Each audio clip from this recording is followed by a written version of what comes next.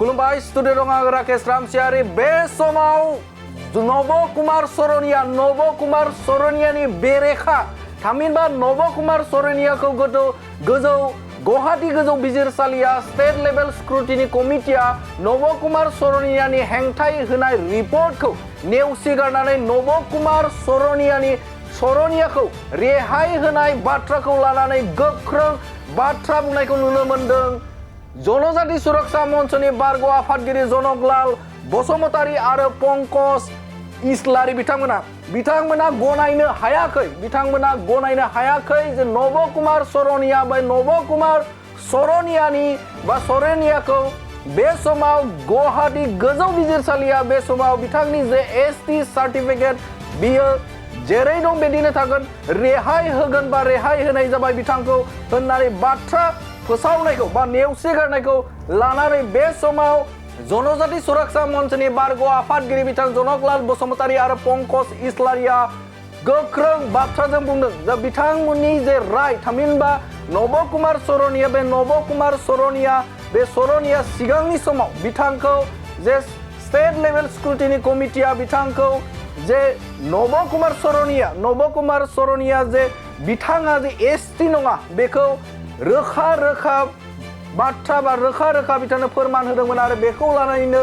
गुवाहाटी गोजौ बिजिरसालिया राय होदोंमोन आरो गुबुन फारसेजों नैबे समाव बिथां नब कुमार सरनिया बे नब कुमार सरनियानो बे गुवाहाटी गोजौ बिजिरसालिया स्टेट लेभेल स्क्रुटिनि कमिटि बे स्टेट लेभेल स्क्रुटिनि कमिटिया होनाय जे रिपर्ट बे होनाय रिपर्टखौ नेवसिगारनानै नब कुमार सरनियाखौ रेहाय होनाय बाथ्राखौ लानानै बे समाव जनकलाल बसुमतारी आरो पंकज इस्लारि बिथांमोना गोख्रों बाथ्राजों बुंदों जे बिथांमोना फिन आरोबाव रिपिटिसन खालामगोन बिथांमोना गोदानै आरोबाव बिथांनि हेंथायै नब कुमार सरनियानि हेंथायै बिथांमोना रिपिटिसन खालामगोन। अनारेबल हाइकर्टे जे स्टेट लेभेल स्क्रुटिनि कमिटिर स्पिकिं अर्डारर बिरुद्धे বা ৰায়দান দিছে এইটো আমি মানি দিব নোৱাৰোঁ আৰু মানে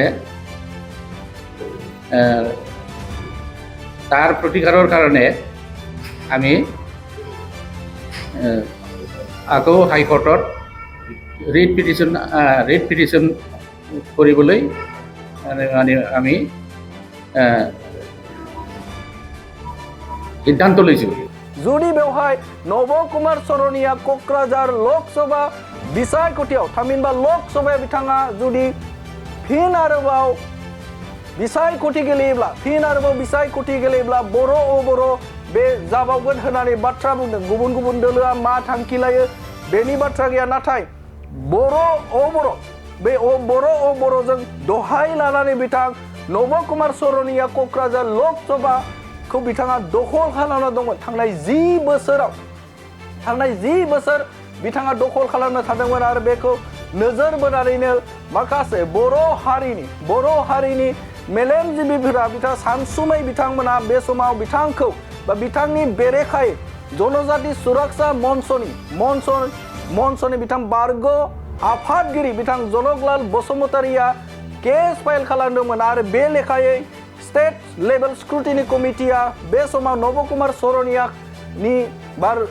कुमार सरनियाखौ एसटी बिमुंनिफ्राय बा एसटी नङा होननानै फोरमान जादोंमोन आरो बे फोरमान जानाय लेखा क'क्राझार लकसभानि रायजो राजाफोरा गोजोननायखौ नुदोंमोन आरो बेनि अनगायैबो दाखालै जे फोसावना होनाय थामहिनबा गुवाहाटी गोजौ बिजिरसालिया स्टेट लेभेल स्क्रुटिनि कमिटिया जे नब कुमार सरनियानि हेंथायै होनाय रिपर्टफोरखौ नेवसिगारनानै नब कुमार सरनियाखौ रेहाय होनाय जाबाय होननानै फोसावथाय होनायखौ लानानै गोबां क'क्राझार लकसभानि जे रायजो राजाफोरा गिखांनाय फैदों आरो बे समाव फिन बर'आ जाफिनगोन नामा होननानै मोनसे सोंथि खालामदों। बे समाव रिपिटिसन खालामनो थाखाय थियारि जादों जनजाति सुरक्षा मंचनि बारग' आफादगिरि जनकलाल बसुमतारी आरो पंकज इस्लारिया बिथांमोना बुंबावदों जे बर' हारिनि माहारियारि आफादजों लोगोसे गुबुन गुबुन आफादफोरखौबो बे समाव मदद होफानो थाखाय खावलायनायखौ नुनो मोनदों। बे समाव जनकलाल बसुमतारी आरो पंकज इस्लारि मोना बे समाव रिपिटिसन खालामोब्ला माबायदि रिजाल्ट फैगोन बेखौ समावसो मिथिसिगोन। बे समाव नोंथांमोननो बड'लेण्ड बुब्लिनि गेजेरजों जनजाति सुरक्षा मंचनि बारग' आफादगिरि जनकलाल बसुमतारी आरो पंकज इस्लारिया होनाय जे खौरां बे खौरांखौ नोंथांमोननि गेजेराव होबाय। गोजोन्थों। অনারেবল হাইকোর্টে যে স্টেট লেভেল স্ক্রুটিনি কমিটির স্পিকিং অর্ডারের বিরুদ্ধে বা রায়দান দিছে এইটো আমি মানি দিব নোৱাৰো আৰু মানে তাৰ প্ৰতিকাৰৰ কাৰণে আমি আকৌ হাইকোৰ্টত ৰিট পিটিশ্যন কৰিবলৈ আমি সিদ্ধান্ত লৈছোঁ।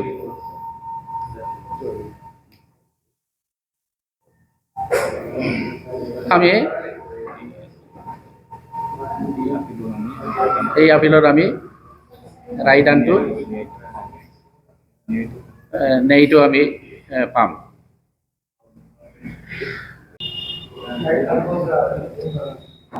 गासैबो मिडियानि बिबानगिरि नोंथांमोनखौ आंनि खुलुमनायखौ जासिग्रोबाय।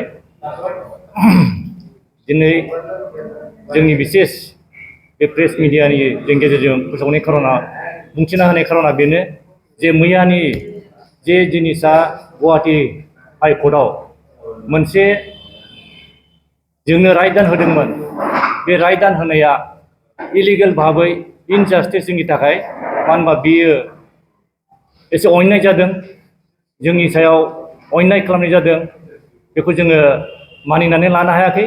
मानो होनबा बे जास्टिसआ आवगायावनो हाइकर्टआ इन्टारिम अर्डाराव सरनिया कसारिया बर' माने एसटि नङा होननानै होखाबाय 2014आवनो। बिनि उनावबो आरोबाव 2023आव PILनि दारै बे सरनिया कसारिफ्रा एसटि नङा होननानै रायदान होखाबाय। बिनि बादैबो नंगौ सरनियानि बिसेस बिनि सार्टिफिकेटनि बेलायाव स्टेट लेभेल स्क्रुटिनि कमिटियासो बेखौ जाहाथे केन्सेल खालामनो हायो होननायलाय स्टेट लेभेल स्क्रुटिनि कमिटिया दाख्लि 2024नि जानुवारि 12आव बेखौ स्पिकिं अर्डार होबाय जे बिनि सार्टिफिकेटआ इलिगेल।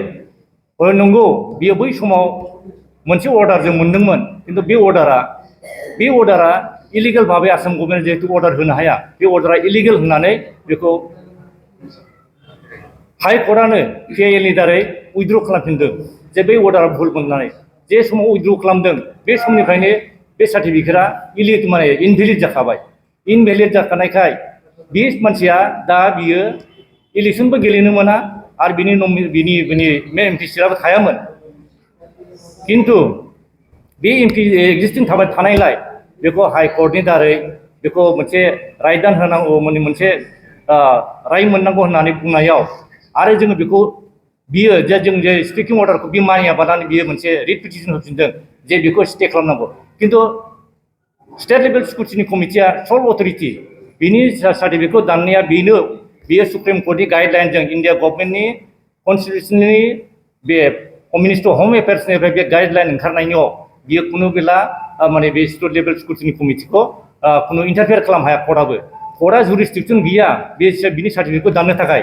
ओंखायनो स्टेट लेभेल स्क्रुटिनि कमिटियाव होनाय जादों। बियो होनदों बे हाइकर्टआव आं देरहादों सुप्रिम कर्टआव देरहादों।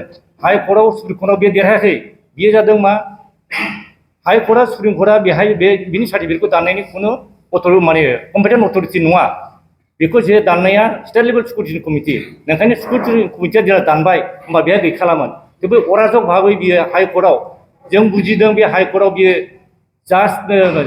जोंनि बा बे जोंखौ जोंनि जास्टिस माने न्यायखौ बियो उल्थायै खालामदों बे मिसलिड खालामदों। बियो होनदों बे सुरु कस नै जाथियानो गैया होनना बुंदों। खिन्थु बेखौ सुरु कस होनाखै।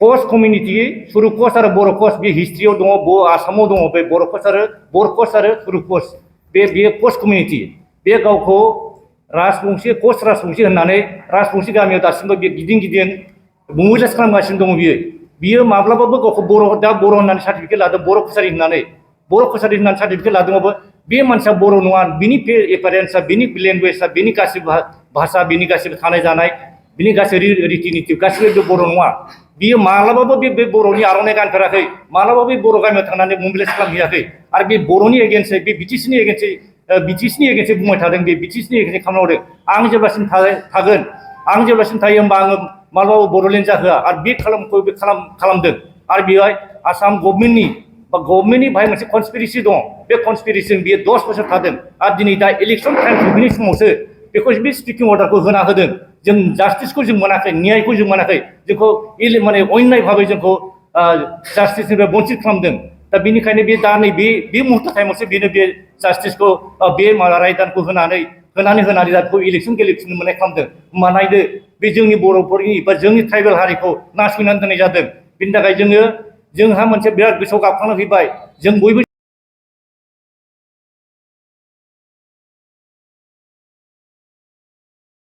फैबाय थागोन दा बे नासयनायनि बेलायाव बियो मैयानि जा राय होदों बे रायदाना बे इलिगेल जों बुजिनायाव बियो लेनदेन खालामनानै बे जाजखौ बायदों बे जोंनि जाजआ बे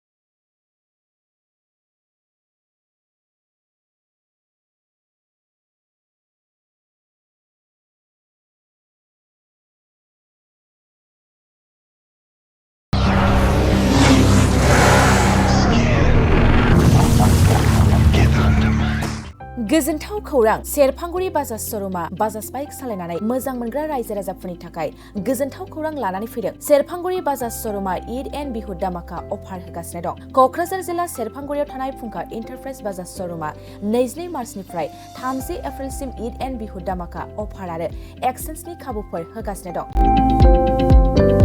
नोंथांमोना सेरफांगुरियाव थानाय फुंखा इन्टारप्राइज बाजाज श'रुमाव खुंफुंजानाय ईद एन्ड बिहु दामाका अफार एक्सचेन्जआव फैनानै नोंथांनि लुबैनाय बाजाजनि बाइकखौ लांफैनो हागोन।